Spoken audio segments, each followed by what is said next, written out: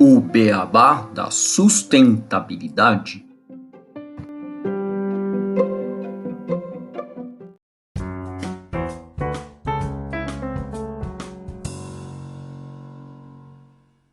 Bem-vindos ao podcast O Beabá da Sustentabilidade. Este é o episódio 106, Direitos Humanos e ESG nas Empresas. E para falar desse tema aqui comigo e com o Renato Gatti, a gente vai receber hoje aqui no podcast a Ana Cláudia, que é advogada, mestre e doutora em Direito Internacional, com foco específico de pesquisa em empresas e direitos humanos e ESG, que possui a ESG para você, prestando consultoria para que empresas se tornem mais sustentáveis de acordo com as métricas de ESG. Ana Cláudia, Renato, tudo bem com vocês? Olá, Renato. Olá, Gustavo. Tudo bem por aqui? E vocês? Olá, Ana Cláudia. Olá, Gustavo. Prazer estar te recebendo aqui no nosso podcast. E com certeza a gente vai ter uma conversa super legal sobre um tema que eu acho que está bem alto. A gente até vai explicar o porquê no momento, né? E a Ana vai poder contribuir muito com toda a sua experiência aqui para essa conversa.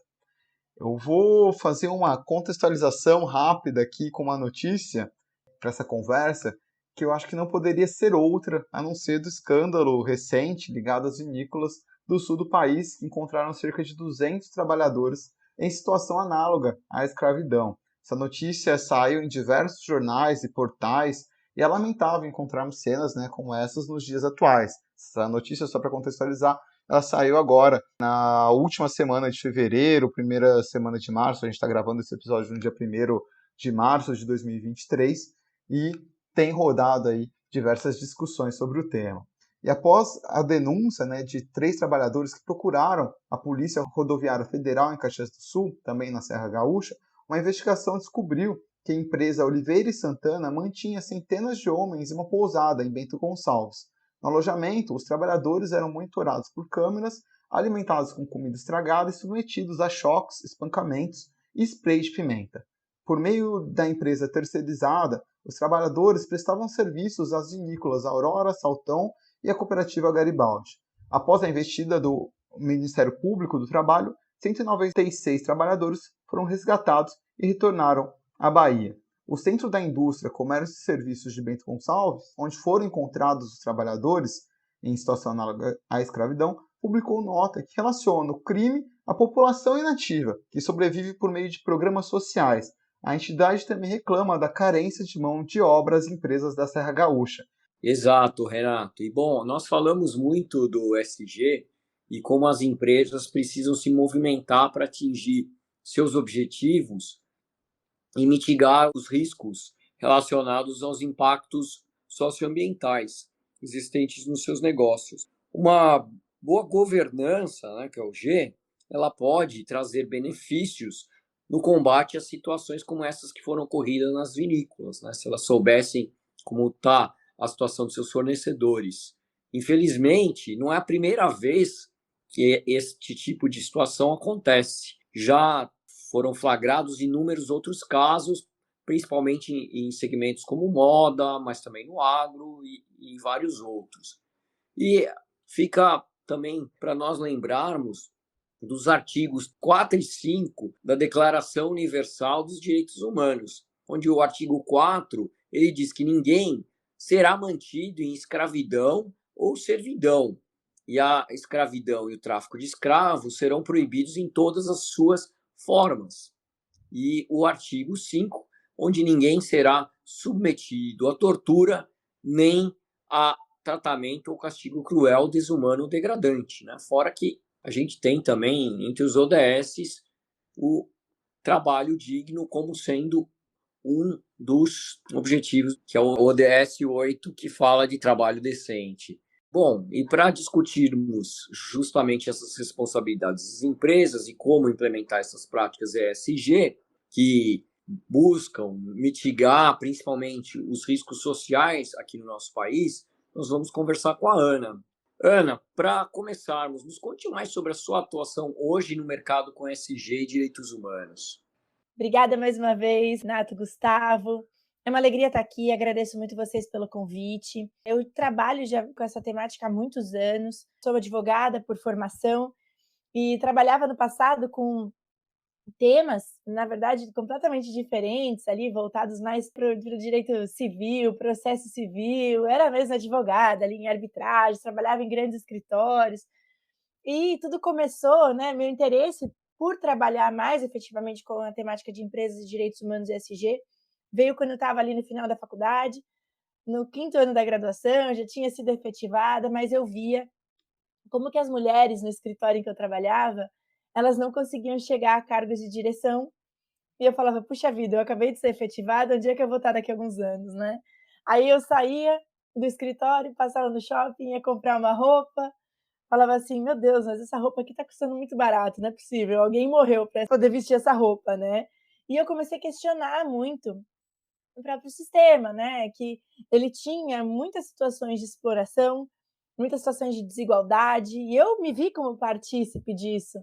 E foi quando eu decidi, então, investir mais da minha carreira nessa área, isso lá pelos idos de 2011, um ano em que, coincidentemente, a Organização das Nações Unidas tinha acabado de lançar os chamados Princípios Orientadores da ONU sobre Empresas e Direitos Humanos, os chamados Princípios RUG, que regem uma grande parte da temática de empresas e direitos humanos e ESG ainda hoje.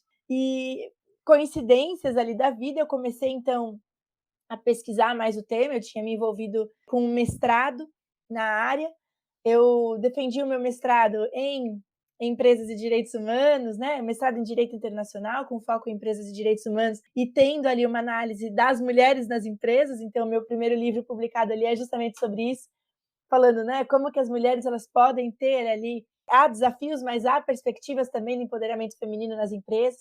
E foi onde eu realmente me coloquei como profissional da área, como acadêmica da área, e desde então vim realizando muitas atividades de pesquisa e também profissionais voltadas para essa frente, né? Então, concluí depois o doutorado com uma frente de responsabilização de empresas por violações de direitos humanos, fui me projetando para fora do Brasil também com a temática.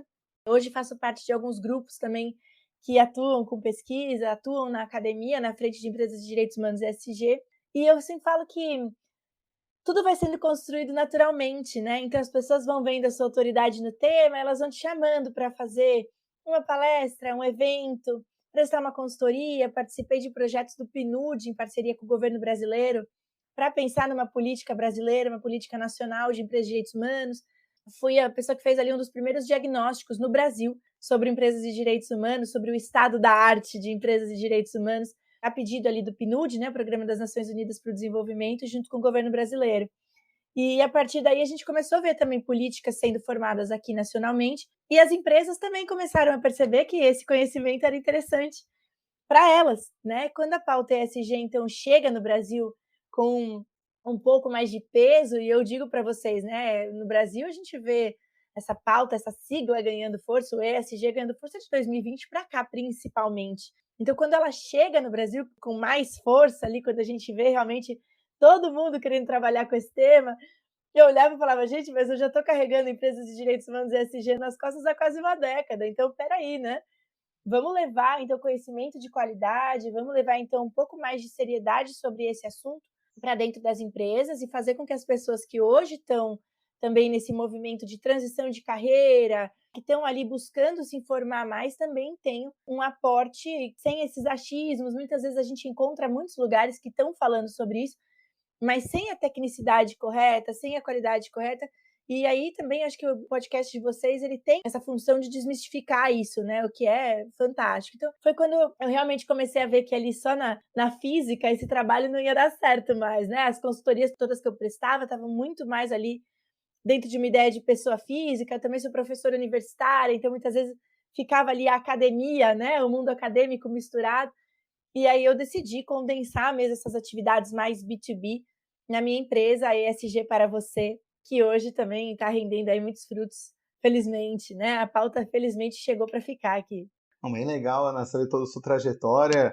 Interessante, né? Como você foi sendo puxada para esse mundo de ESG. questionando uma coisa que não deveria ser mais questionada, mas ainda a gente tem que levantar muito essa bandeira, né, das desigualdades dentro das empresas, as mulheres, né, conquistando cargos de liderança e também as condições de trabalho em empresas de indústria da moda, indústria têxtil, que muitas vezes a gente desconhece todo esse panorama. A gente já trouxe esses temas algumas vezes aqui no nosso podcast. Enfim, achei muito interessante mostrar para todo mundo aqui, né, nossos ouvintes, tem muitas pessoas que às vezes estão buscando saber como que eu entro numa carreira, como que eu entro dentro da sustentabilidade, como que eu posso começar a trabalhar com os temas de ESG, enfim, toda essa temática da sustentabilidade.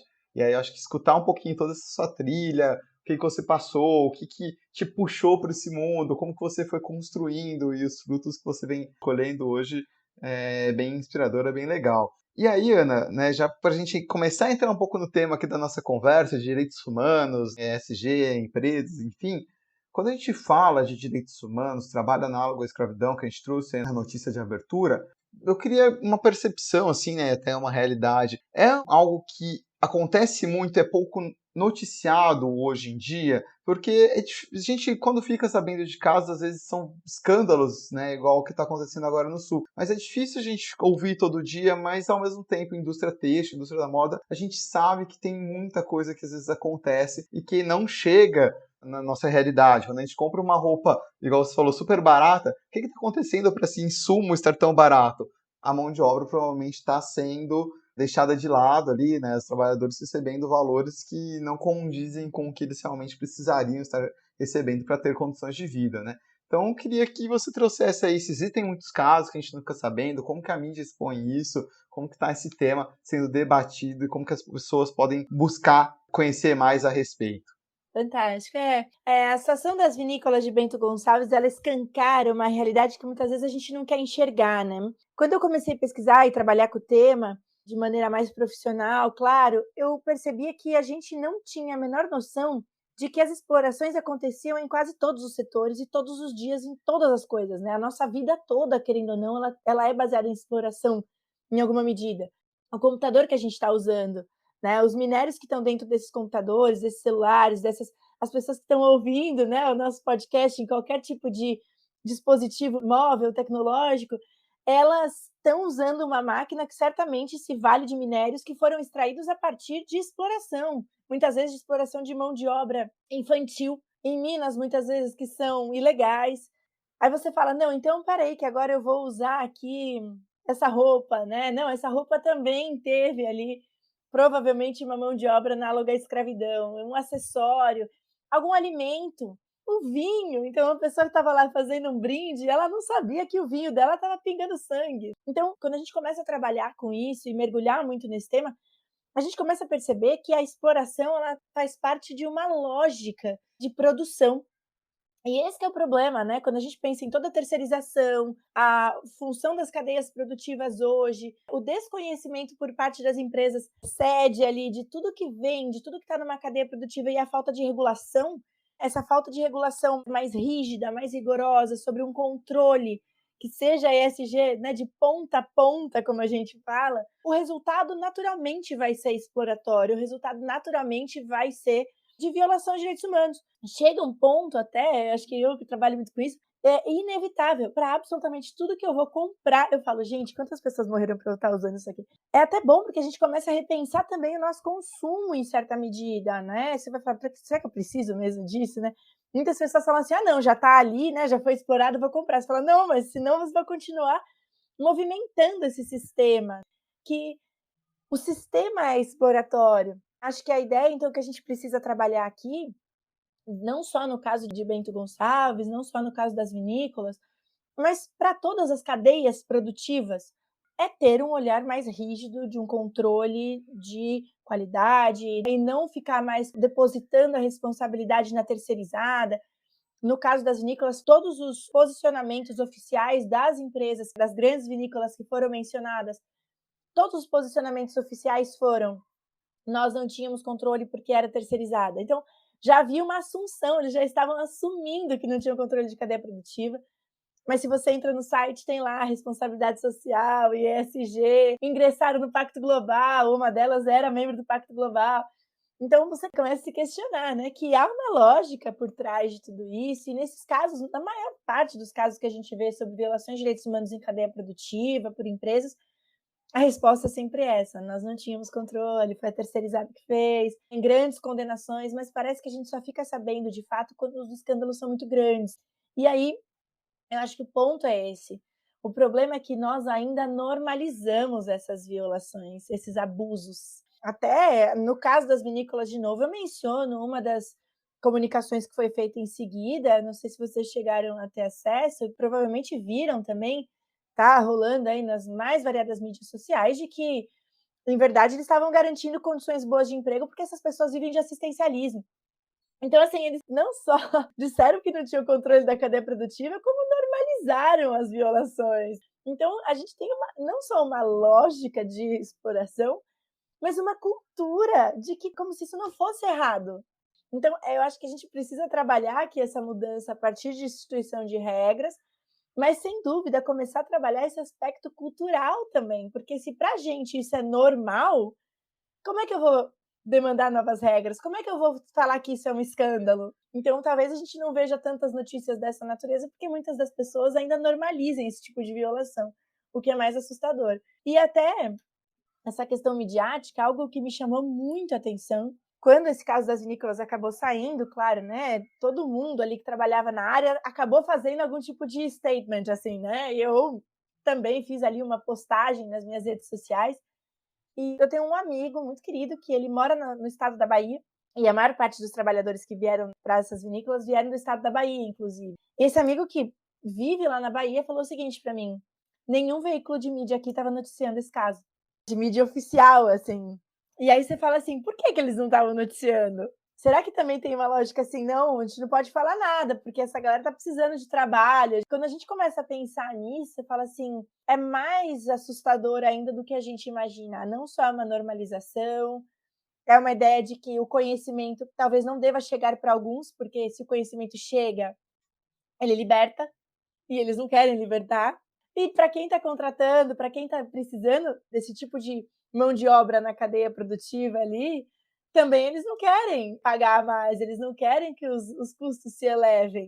Então a gente tem realmente de repensar todo o sistema. E eu tenho certeza de que o conhecimento ele vai ser aí bastante libertador e responsável por mudar uma cultura mesmo, né? Talvez os casos, quando a gente fica mais ciente de tudo isso e mais culturalmente educado, né, no sentido de entender que isso não é normal, que isso é violação, que isso é violação de direitos, a gente começa a se apropriar um pouco mais disso e demandar realmente novas mudanças e novos casos vão surgir. Então, eu acredito que tudo faça parte ali de uma engrenagem, né, que a gente precisa começar a rodar para o outro lado. Eu achei bem legal quando você falou de cultura, né? Porque eu acho que está tão arraigado na nossa cultura esse tipo de exploração que muitas vezes mesmo o explorado não percebe que ele está sendo explorado. Eu vejo muito assim, eu sempre trabalhei em organizações multinacionais e a gente via o sentido de exploração diferente de quem é brasileiro para profissionais de outros países, inclusive em escritório, né? Por exemplo, de hora extra, de trabalhar até mais tarde, de ter que vir à noite, ter que vir nos finais de semana, até sem receber hora extra em alguns casos, e as pessoas acharem isso normal porque é culturalmente até aprovável esse tipo de prática aqui no Brasil. E quando você contava essa história para alguém que está numa sociedade que abomina esse tipo de prática, não que não faça, né? Porque muitas dessas sociedades não fazem lá, mas acabam propagando esse tipo de prática em outras sociedades, né? Mas você via já o pessoal falando, não, mas isso aí não está certo. Acho que é bem interessante que a gente precisa realmente romper com essa questão cultural aqui no nosso país em relação a esse tema. Eu ia até acrescentar, Gustavo, quando você comentou das empresas, sobre a questão salarial até, né? Porque muitas vezes a gente, quando você vai quer se tornar uma empresa B, um dos critérios é a discrepância salarial entre o presidente e o estagiário, né? E quão grande que às vezes é uma discrepância salarial de uma pessoa que está tentando entrar na empresa e vai lá e recebe, sei lá, um salário mínimo para ter uma carga que estudou e está tentando crescer, e o quanto que aquilo realmente vai dar condições para ela mancar todo um custo de vida que tem por trás para ela conseguir se sustentar, conseguir crescer e não dá certo, mas ela fica com medo, pô, é o primeiro emprego, ou é o que eu estou conseguindo agora, e fica anos ali se esforçando, enquanto às vezes, ok, que é um cargo de um executivo, mas tem salários absurdamente discrepantes, e isso tudo impacta quando a gente fala de direitos humanos, de questões dentro das empresas, de uma cultura que passa despercebido. Né? Mas a Ana falou de tipos de exploração. É um tipo de exploração de uma mão de obra qualificada que muitas vezes está desesperada para ter um emprego, não consegue e aceita qualquer salário que está chegando para conseguir se colocar no mercado de trabalho. Né? Acho que a gente consegue ir tirando várias situações que estão muito arraigadas, que é difícil a gente começar a abrir a cabeça e quebrar essa cultura que a gente foi colocado. Sem dúvida. É o que eu vejo muito também em relação, né, quando eu falo que é um problema sistêmico mesmo, tudo isso está ligado a uma exploração de vulnerabilidades. Então, por exemplo, né, esses trabalhadores que foram ali submetidos a uma condição de tráfico de pessoas, porque não deixou de ser, e também de condição análoga à escravidão, a vulnerabilidade deles era: nós precisamos ganhar dinheiro. E aí a colheita da uva era ali momentânea, ela era sazonal, e era uma grande oportunidade de eles ganharem o dinheiro para poder levar de volta para as famílias deles, na região em que eles viviam. Então, a exploração é da vulnerabilidade. Olha, eles estão precisando de dinheiro a qualquer custo, a gente faz uma proposta ali dizendo que eles vão ganhar bastante, mas quando chegar aqui as condições vão ser completamente degradantes e eles vão se sujeitar, porque eles estão precisando desse dinheiro. E de qualquer dinheiro. Então, qualquer coisa que você dê para eles, essa é a visão, tá, gente? Não estou falando que eu concordo com isso.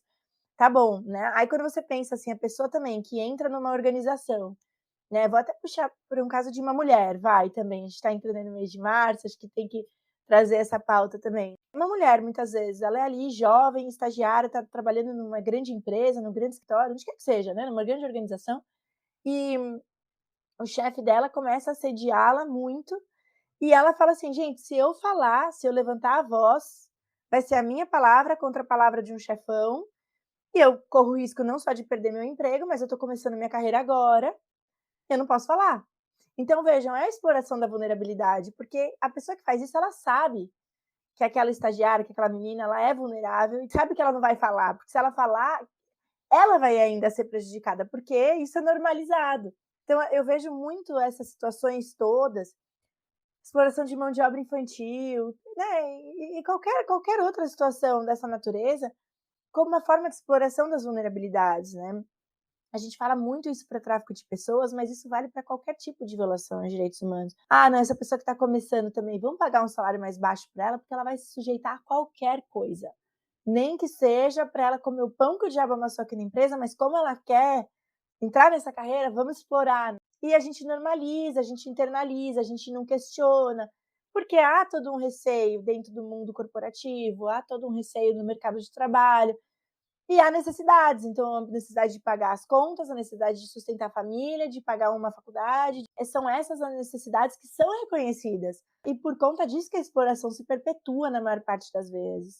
Entra também aqui na conversa, né, mas eu não queria deixar de trazer esse caso que foi, a gente falando de direitos humanos aqui, o caso lá dos Yanomamis, que a gente teve recente, que pode não estar ligado diretamente a um trabalho, mas era uma mineração que explorava uma mão de obra e uma vulnerabilidade. Então, assim, a gente começa a ver essas explorações de vulnerabilidade, como que elas estão disseminadas por aí, e às vezes a gente demora até para tomar conta da realidade. Dos Yanomamis ficou meses ali sem a gente saber de notícias, de repente explodiu também nessa bomba, e aí todo mundo ficou preocupado, os Yanomamis, a gente tem que salvar eles. Tem, realmente, mas o que a gente poderia ter feito antes para evitar que aquilo chegasse à situação que chegou a acontecer, da mesma forma que com as vinícolas e todos esses casos que a gente está conversando, né? Renato, nesse caso dos Yanomamis, ficou muito visível também a questão da exploração do ouro. Então, para além né, de toda essa violação aos direitos humanos dessa população indígena, que é altamente vulnerável, ficou escancarado como as empresas que precisam do ouro para fazer joias, muitas joalherias também foram expostas, e não só nacionais, mas também toda a questão de exportação de ouro ficou exposta nesse mercado das joias, do luxo, que também se vale de minérios extraídos de uma região que deveria ser altamente protegida e com um grupo vulnerável que também precisava ser altamente protegido. Nesse caso, a gente não viu a mídia dando tanta atenção assim para isso, e abafaram muito porque tinha grandes empresas do mercado do ouro e das joalherias que estavam envolvidas, e a extração de garimpo, né, o garimpo ilegal ali, também faz com que algumas delas que nos seus websites, nos seus relatórios de sustentabilidade se dizem ser sustentáveis, ESG, isso também é expor uma mancha muito grande nesse mercado, que é um mercado de luxo, e que eles acabam também abafando muita coisa. Eu acho que aqui a parte de mineração fica muito claro para a gente. Eu diria que mais uma situação em que a gente começa a ver, nossa, espera aí, então quer dizer que esse anel lindo aqui que eu estou usando, essa pulseira também é feita com fruto de muita exploração aos direitos humanos, ao meio ambiente, muitas questões de corrupção ligadas a isso. Sim, também. Então, quando eu falo, empresas de direitos humanos, ESG, estão em tudo, em todas as coisas que a gente, toda matéria, toda materialização da nossa vida, a gente tem de ter certeza de que ainda temos e vivemos situações de exploração.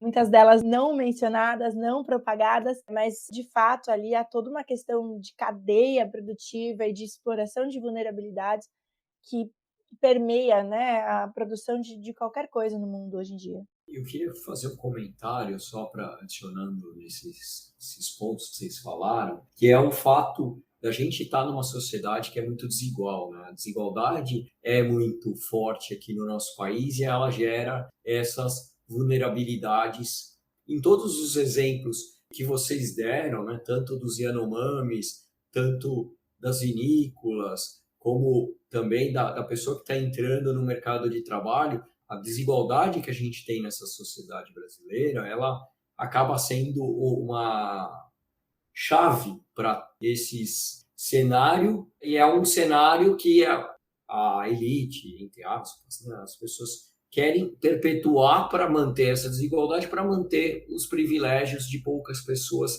numa sociedade como um todo. Né? Então, a gente tem, quando a gente fala de ESG, e agora eu vou falar o objetivo 10, que é a redução das desigualdades, que realmente então, a gente fala de objetivo de sustentabilidade, né, ou de ESG, de reduzir, que se a gente não tiver isso, erradicação da pobreza, diminuir as desigualdades que estão entre os objetivos mesmo, core da sustentabilidade, a gente não vai conseguir alcançar os demais objetivos, inclusive quando a gente fala de direitos humanos, tanto nas empresas, porque quem está numa situação muito ruim, ela se sujeita a uma situação ruim que é um pouco melhor do que a muito ruim. Falta de educação também, né, que a gente tem hoje no país, devido a essas desigualdades. Mas a manutenção das desigualdades é o que reproduz as vulnerabilidades. Aí você vê, a manutenção da desigualdade, ela reproduz a vulnerabilidade e a exploração toda é a exploração da vulnerabilidade. Então, como eu falo, é uma engrenagem, né? Assim, vamos manter de fato essas desigualdades, não só dentro do Brasil, mas entre regiões do planeta. Então, se a gente pega, né, estados ali desenvolvidos, grandes potências, e a gente aqui ainda, um estado em desenvolvimento, com muitas questões de subdesenvolvimento mesmo, né? Assim, por assim dizer, entre o norte e o sul global, como a gente também costuma falar muitas vezes, essa exploração de ex-colônia, né, colonizadora, ex-colônia que ainda existe em certa medida. Se a gente não vira essa engrenagem, não começa a virar essa engrenagem para o outro lado, de fato a gente vai manter ali, né, desigualdades, vulnerabilidade e exploração, né, exploração de vulnerabilidade. Então, assim, o problema é muito grande e eu concordo, né? Eu concordo que a educação, que o conhecimento, eles são grandes ferramentas para a transformação social e que a gente precisa justamente usar do nosso lugar de privilégio.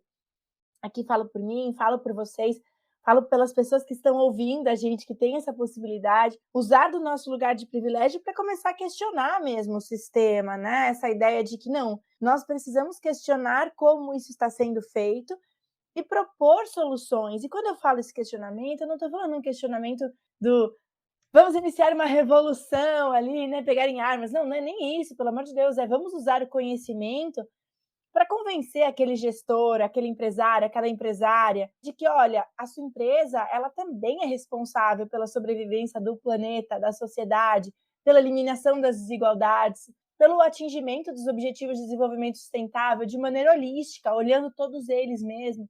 O que você, empresário, e aqui não importa o tamanho da empresa, pode fazer dentro do seu business para que você não mais seja um agente explorador. Então, acho que aqui a gente precisa do conhecimento, a gente precisa da educação e precisa de oportunidades como essa para a gente falar, levar isso para as pessoas e começar a mudar essa cultura, tirar essa ideia de normalizar violações, normalizar exploração e questionar mesmo as vulnerabilidades. Falando um pouco de empresas, sim, que a gente está comentando aqui, né, Ana?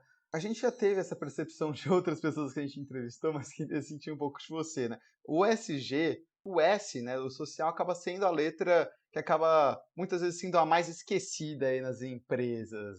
Como que fazer para que, de fato, essas discussões sobre as condições de trabalho possam ser mais debatidas e o S ele ganhe força nas temáticas ESG? Porque na maioria das vezes a gente vê muito de governança ambiental, mudanças climáticas, que são temas graves e que a gente tem que combater, mas a gente está falando aqui o tanto que o social acaba impactando na reputação da empresa, acaba impactando na condição das pessoas trabalharem, o que às vezes elas passam, que fica tão ali por baixo dos panos, né, que às vezes a gente não dá tanto valor. Só um adendo, Renato, né? Porque fica aparecendo, né, quando a gente vê que muito as empresas falam assim, o S não é algo estruturado e mais algo de apenas de caridade, né? E não. Então eu queria entender também se você tem essa percepção similar com o que a gente tem. Adoro a pergunta, acho ela essencial. O próprio John Ruggie, que foi o idealizador dos princípios orientadores da ONU sobre empresas e direitos humanos, quando veio essa onda ESG ali ganhando muita força, né? E ele sempre falou isso, desde antes dessa discussão mais robusta mesmo, ele sempre falava que, primeiro, que o S do ESG é sobre pessoas em sentido amplo e que ela era a letra mais negligenciada mesmo dessa sigla. Então, o idealizador dos princípios da ONU sobre empresas e direitos humanos, ele já dizia, gente, estamos ainda violando muitos direitos humanos, né? Então, não é à toa que a gente precisa dessa normatização, enfim. Eu acho legal começar por aí, porque essa demanda crescente também por pensar no S, ela tem muita relação com isso. E eu acredito muito que o S, de fato, seja a letra mais negligenciada da sigla, porque nós normalizamos violações, né? Então, assim, empresas são ficções jurídicas, porque a empresa é uma ficção, né? Formada por pessoas físicas. Para que um CNPJ exista, ele precisa de muitos CPFs. E a gente esquece e negligencia disso e foca só no CNPJ. Mas a verdade é que a gente precisa olhar para os CPFs que estão lá dentro, porque sem os CPFs, o CNPJ não existe. E eu acho que a gente esquece muito desse raciocínio e a gente cai novamente na negligência do social, da pauta ESG. A gente esquece muito e negligencia muito de novo porque nós normalizamos muitas violações. Então, a gente normaliza muitas vezes a pessoa trabalhar 50 horas seguidas e não receber um salário, a gente normaliza e muitas vezes romantiza algumas situações. Por exemplo, eu tenho uma frente acadêmica também, né? Eu sou pesquisadora, faço pós-doutorado, e a academia, existe uma romantização do acadêmico como alguém que faz um voto de pobreza. E a gente se sujeita a cada coisa que é absurda. Quantas foram as coisas que eu já fiz, que eu já vivenciei, já vi outras pessoas vivendo que elas nem são pagas por fazer alguns trabalhos, que você fala assim, meu Deus, isso é quase que uma semi-escravidão também ali. Mas é toda uma romantização de que, nossa, conhecimento, não, é gratuito. Não, não é, né? Você está trabalhando também. É uma visão exploratória. Estou tentando trazer dentro de outros temas, para além do que a gente já falou, para que a gente comece a perceber como muitas vezes a gente romantiza determinadas situações ou normaliza elas, e quando na verdade elas não deveriam ser normalizadas. Quando você está ali doando o seu tempo, doando também a sua expertise, se colocando ali numa coisa que é onde você passa a maior parte do seu tempo, e você deveria ser valorizado por isso.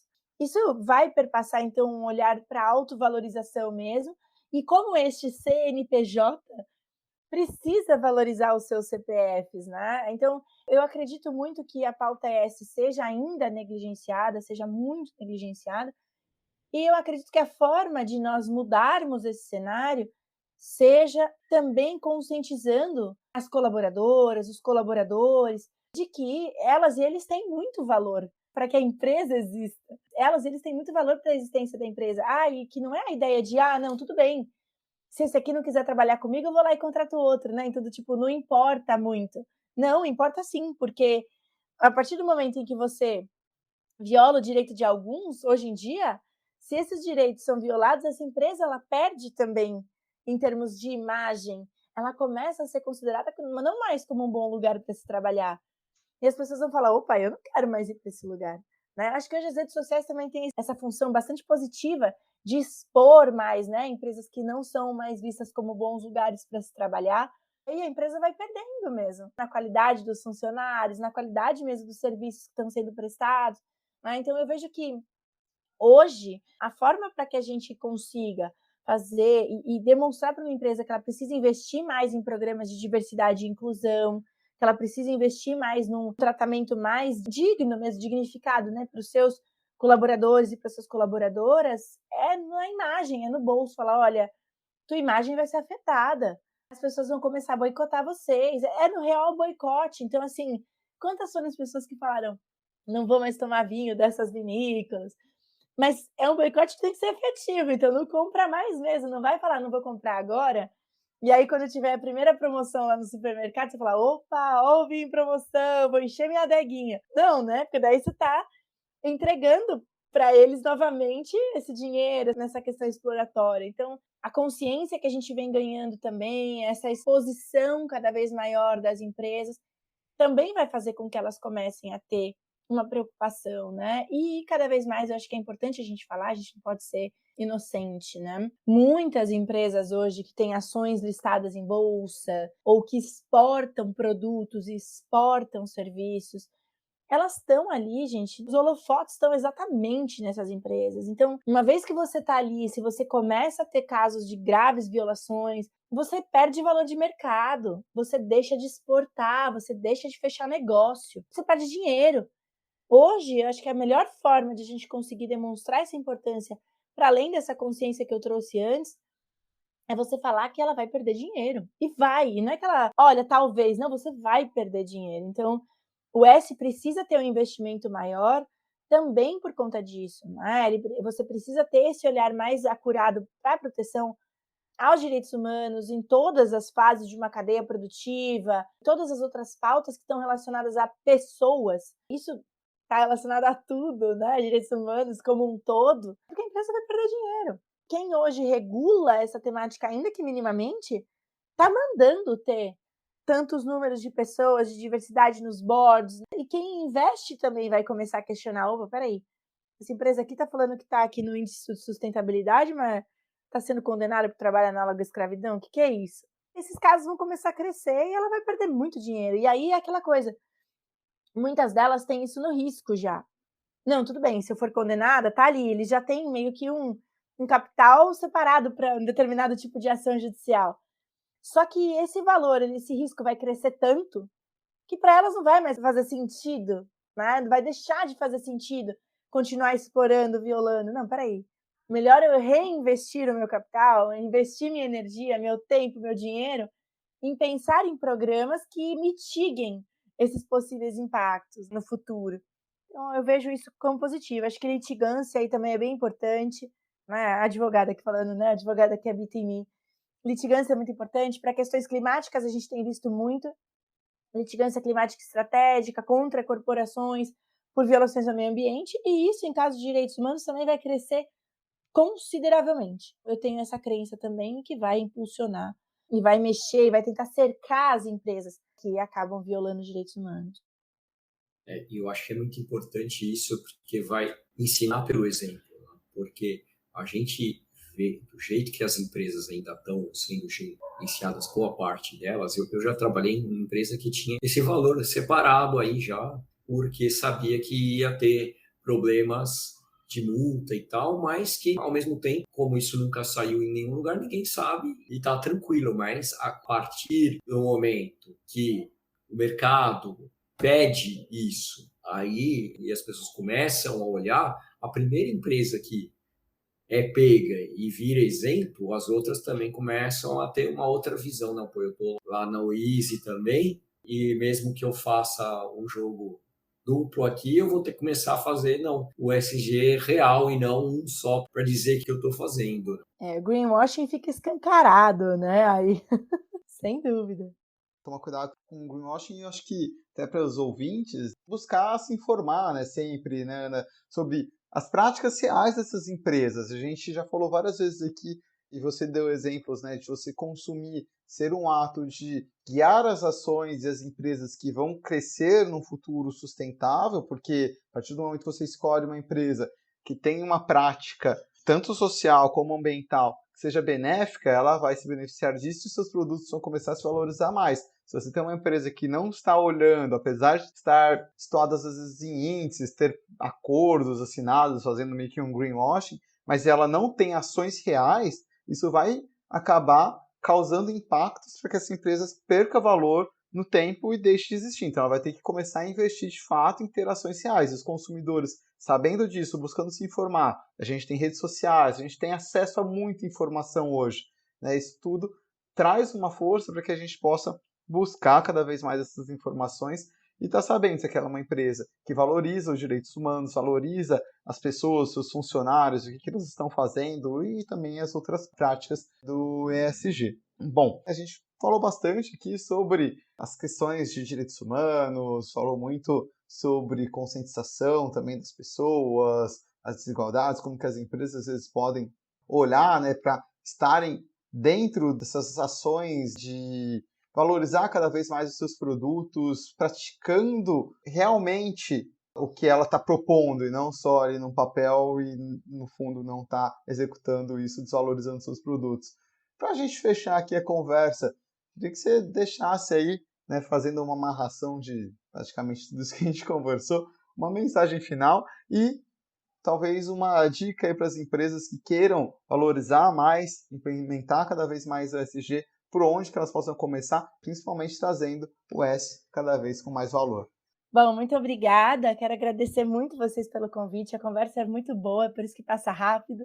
Sempre falo, né? Quando a conversa é boa, a gente não vê o tempo passar, né? Então, quero agradecer vocês muito. Quero agradecer quem está aqui ouvindo também. E eu acredito muito que quando nós estivermos ali mais alinhados mesmo, e de verdade, aos princípios de sustentabilidade, o E, o S, o G, e aqui a conversa foi muito sobre o S, a gente vai acabar vendo esses resultados também na sociedade. Olhar para um mundo mais sustentável faz parte de todos nós.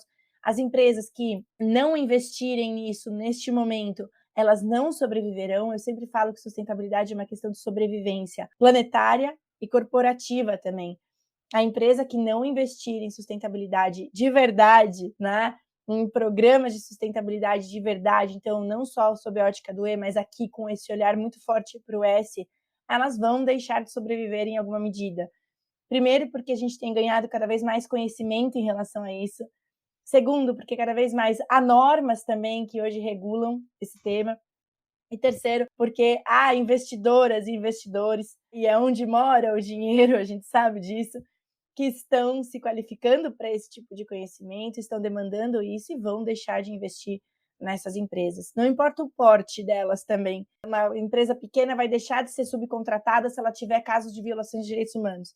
Esse empresário ali dessa empresa, no caso das vinícolas, que contratou a mão de obra nessa natureza, né, sob esse olhar, essa empresa vai deixar de existir, pode ter certeza absoluta disso. Depois desse tipo de condenação, quem que vai querer contratar essa empresa de subcontratação para esse tipo de caso? Então, os pequenos também, os pequenos empresários também vão sentir na pele a importância do ESG. É uma questão de sobrevivência mesmo. Eu vejo isso como muito positivo, agradeço muito e acredito que o conhecimento seja, sim, uma ferramenta muito forte para a gente conseguir trazer essas modificações. E aí o conhecimento, tanto sob a perspectiva de adquirir mais informação, que é o que a gente está fazendo aqui, mas sem dúvida alguma o conhecimento qualificado que a gente tem para levar para dentro das empresas também, com a nossa consultoria, com os nossos trabalhos. E aí eu convido todas e todos a conhecerem a ESG para você, www.esgparavocê.com.br, que eu posso apresentar também um pouco mais para vocês esses serviços e com foco no social, na proteção de direitos humanos. Então, super obrigada mais uma vez E eu agradeço a todas e todos e fico sempre à disposição. O meu Instagram é @AnaClaudiaCardia, então também, para quem quiser me seguir, vai ser uma alegria. A empresa também tem ali, o site tem todas essas informações. Tenho várias publicações também na área, no meu LinkedIn, no próprio site tem o blog. Vou ficar muito feliz em poder continuar esse diálogo com vocês e mostrar cada vez mais a importância desse tema e dessa pauta. Obrigada. Foi sensacional a conversa, né? A gente adorou te conhecer e acho que você trouxe uma visão muito ampla e interessante sobre o tema, ou como que a gente pode começar a repensar essas quebras culturais, essas coisas que estão muito enraizadas e quem está aqui nos ouvindo, né, nossos ouvintes de todas as posições de trabalho, gêneros e idades, começarem a questionar justamente o que eles têm que fazer e se ligar a essas pequenas coisas que às vezes acontecem nos nossos dias, mas que a gente deixa acontecer e vai se deixando levar para a gente começar a fazer uma mudança dentro do S. Obviamente, a gente tem que fazer mudança em todos os aspectos do SG, da sustentabilidade, mas a conversa aqui a gente acabou ficando um pouco mais social, mas tem muita coisa para falar. E fica o convite para você voltar mais vezes, porque o tema é muito amplo e com certeza a gente tem muita coisa para conversar. Agradeço a todos aqui, todos e todas que estão nos ouvindo. E até o próximo episódio do Beabá da Sustentabilidade. Muito obrigado. Em relação a essa parte da sustentabilidade, eu achei legal fazer um vínculo com a sustentabilidade das empresas, que ela falou, se não tiver o ESG, a empresa vai acabar. Não vai ser, porque é exatamente isso, sustentabilidade não é estar para as próximas gerações também, então as empresas que são sustentáveis, né, elas são sustentáveis também para as próximas gerações, não só como empresa, porque se a empresa é sustentável, ela vai ser disponível para as próximas gerações, então ela vai continuar vivendo como empresa e também para as próximas gerações que forem trabalhar nas empresas. Então, só empresas sustentáveis que vão seguir nesse aspecto. Do mesmo jeito que a gente fala que a gente quer uma sociedade sustentável, quando a gente fala de empresas sustentáveis, a gente pode falar de empresas que vão seguir na nossa sociedade. E se elas não forem sustentáveis, elas não vão se sustentar e vão acabar ocorrendo como deve ocorrer com essa empresa que a gente acabou de trazer o exemplo. Então, eu agradeço de novo a Ana, foi um prazer, o convite está aberto, agradecer a todo mundo e até o próximo episódio do Beabá da Sustentabilidade.